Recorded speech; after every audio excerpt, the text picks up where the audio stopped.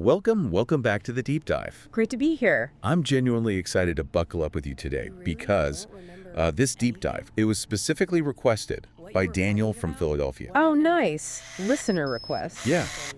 Daniel, you absolutely raved about this game, calling it amazing and saying how much you love playing games like it. That's great feedback. And honestly, after digging into the source material Misha provided, I can totally see why it captivated you. Yeah, Misha St. Ors really put together some fantastic stuff for us. Absolutely. A huge shout out and thank you to Misha Adobe, creator, gamer, and the producer behind the source material for this deep dive we're about to jump into.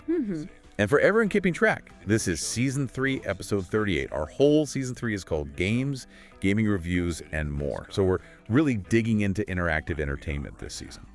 And our mission today, I guess you could say, is to really unpack the unique narrative and that incredible atmospheric depth of a game called Hitchhiker.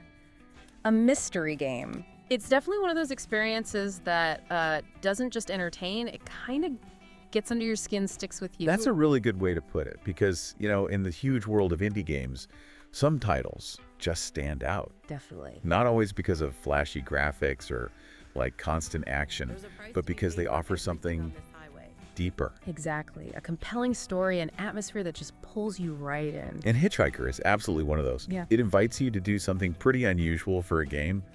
Buckle up, look out the window, and basically go on this surreal road trip deep into your own forgotten memories. It's definitely something special. Different. Very different. So let's dive right into that core idea, the premise that immediately hooks you in Hitchhiker. Okay. When you start, you are quite literally the hitchhiker. But here's the twist. Yeah. You have absolutely no memory. None.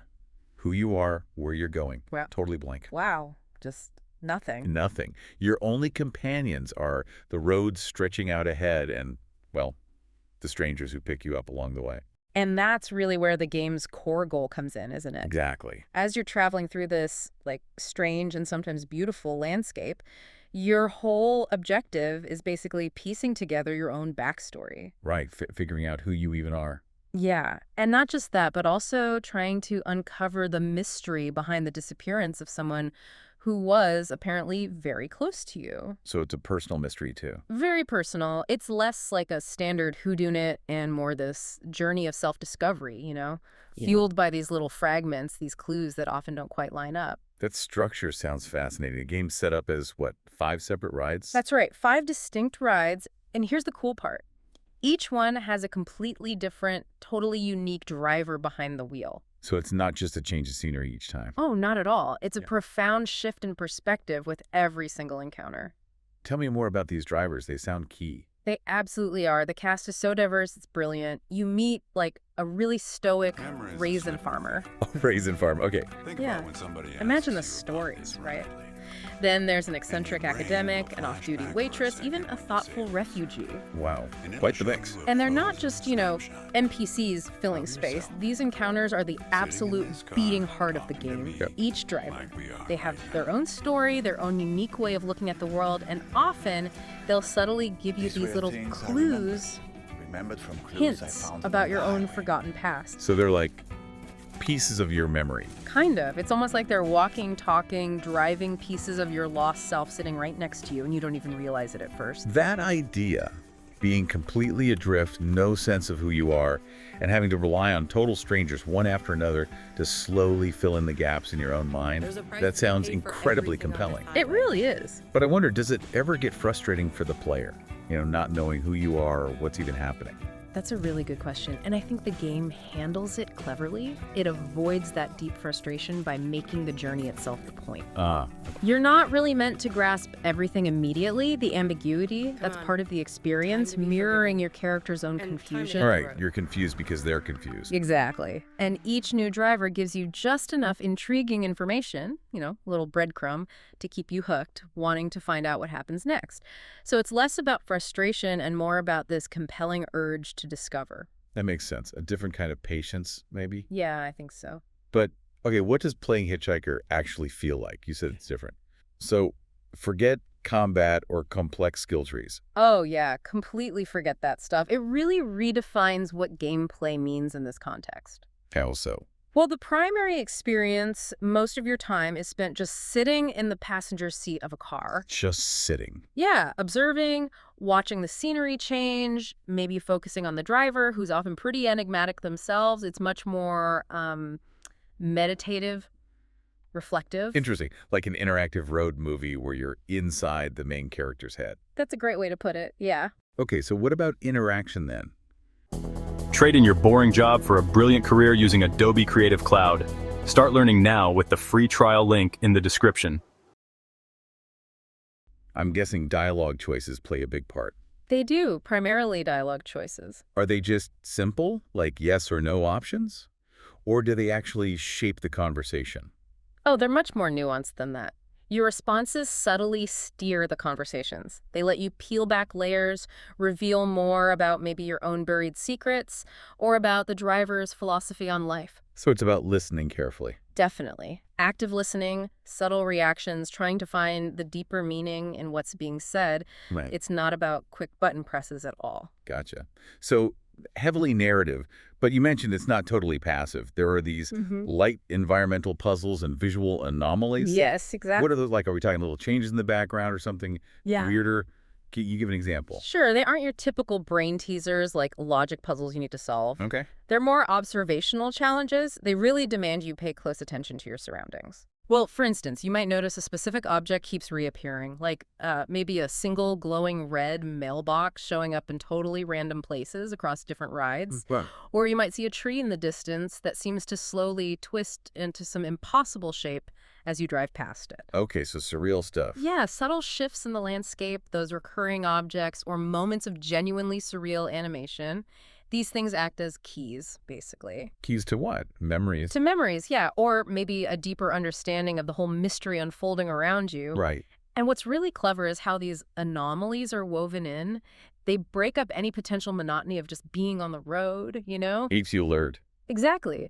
And sometimes the game even shifts its whole visual style from its usual stylized 3D look to these beautiful, hand-drawn 2D animated moments. Whoa. It really deepens that dreamlike quality, that feeling that you're not quite sure what's real. It's almost like your subconscious is trying to connect the dots for you. I can totally see how that would work, breaking things up but also pulling you deeper in. So for you listening, just consider how this kind of gameplay encourages a totally different way of engaging. Yeah, it's not about reflexes. Right. Less like a standard video game, much more like experiencing a piece of moving art.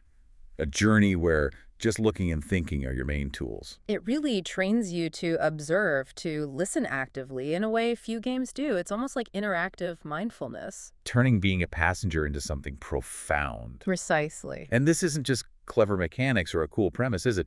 Hitchhiker gets into some really deep philosophical stuff. Oh, absolutely. It tackles some incredibly weighty themes that really stick with you. Like memory. Right.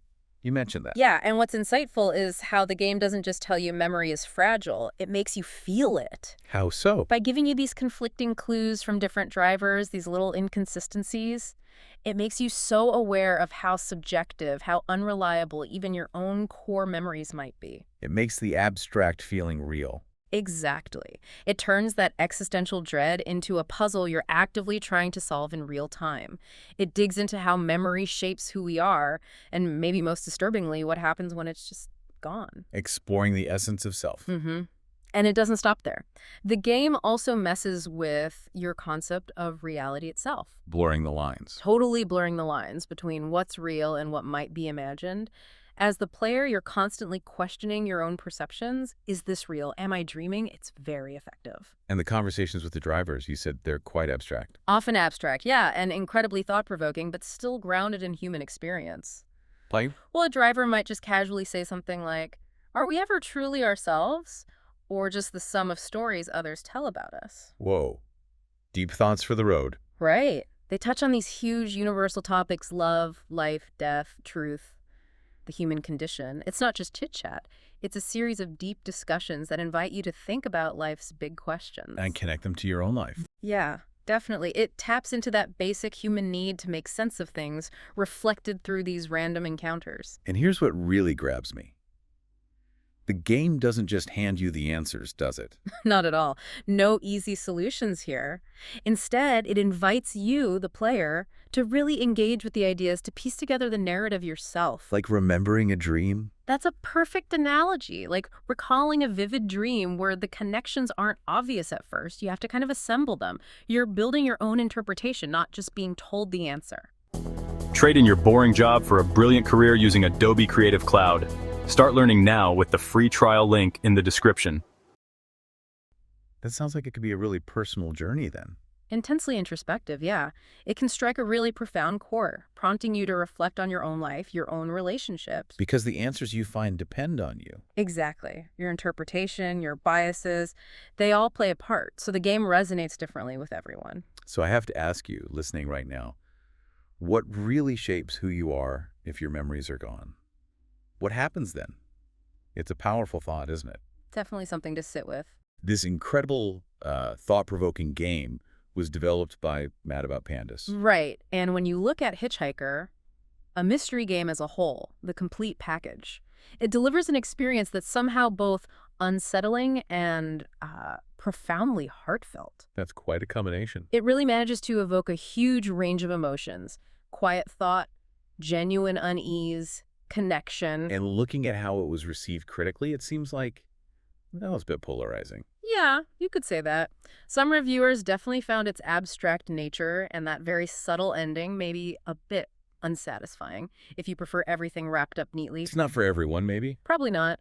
But many, many others absolutely praised its powerful story, those incredibly believable, organic characters, and especially those unique atmospheric shifts. Right, you mentioned those shifts earlier. Wholesome to eerie. Yeah, it can turn on a dime. From something feeling warm and safe to suddenly quite unsettling, often in just seconds.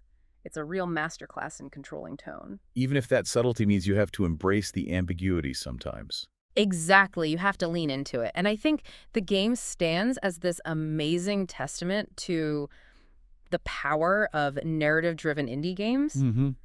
It proves convincingly that you don't need nonstop action or hyper-realistic graphics to create something truly captivating and memorable. It's about the story, the connection. The story, the connection, and those deep existential questions it makes you ask yourself. So we have to ask you directly, listening now, are you looking for a game that offers something different?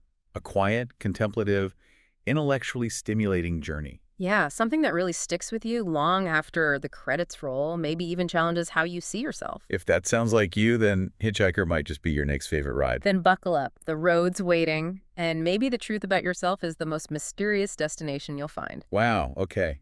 What a journey we've just talked through on this deep dive. It really is a unique game. So, just to recap the big things, Hitchhiker, a mystery game, really stands out, doesn't it? For its deep narrative. It's a unique meditative gameplay, prioritizing observation, introspection. Not button mashing. And those really thought-provoking philosophical themes. Mm-hmm. Memory, reality, identity.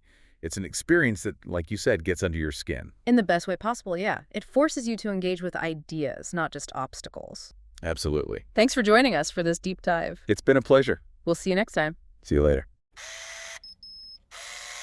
And that's a wrap on this deep dive. I'm Misha, and let me send out a huge thank you for listening.